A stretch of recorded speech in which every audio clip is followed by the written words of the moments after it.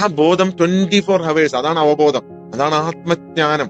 അത് ഉള്ളിലേക്ക് കയറിക്കഴിഞ്ഞു കഴിഞ്ഞാൽ കയറാനുള്ള ഒരു ബുദ്ധിമുട്ടുണ്ട്. കാരണം അതിനകത്ത് കുറെ, ഞാൻ പറഞ്ഞില്ലേ, ഈ ലോജിക്കുകൾ, മറകൾ ഒക്കെ വന്നു പോയിട്ടുണ്ട്. അത് വന്നു കഴിഞ്ഞാൽ രക്ഷപ്പെട്ടു, നിങ്ങളെ കൂട്ടിന്ന് രക്ഷപ്പെട്ടു. നിങ്ങൾ ഈ ശരീരത്തിൽ ഒരു അതിഥി അല്ല എന്ന് നിങ്ങൾക്ക് മനസ്സിലാവും. നിങ്ങൾ ശരീരത്തില് കടന്ന്, അത് വെറും ഈ ശരീരത്തിലൂടെ ഒന്ന് കടന്നു പോവാണ്, നിങ്ങൾ എക്സ്പീരിയൻസ് ചെയ്യാണ്, ഫീൽ ചെയ്യുകയാണ് ഇവിടെ എന്താണ്.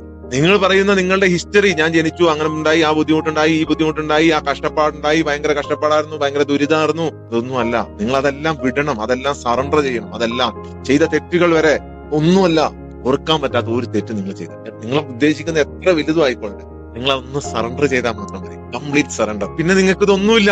നിങ്ങളുടെ ശ്വാസത്തിന് പിന്നിലെ യഥാർത്ഥ ശ്വാസം നിങ്ങൾ തിരിച്ചറിയും. എല്ലാ ദൃശ്യങ്ങൾക്കും, എല്ലാ കാഴ്ചകൾക്കും പിന്നിലെ യഥാർത്ഥ വെളിച്ചം നിങ്ങൾ തിരിച്ചറിയും. എല്ലാ വേഷങ്ങൾക്കും പിന്നിലെ യഥാർത്ഥ സാക്ഷിയായി നിങ്ങൾ മാറും. അവിടെയാണ് നിങ്ങളുടെ സാക്ഷിത്വം, അവിടെയാണ് നിങ്ങളുടെ കലിമ, അവിടെയാണ് നിങ്ങളുടെ സത്യസാക്ഷ്യം, അവിടെയാണ് നിങ്ങളുടെ മോക്ഷം.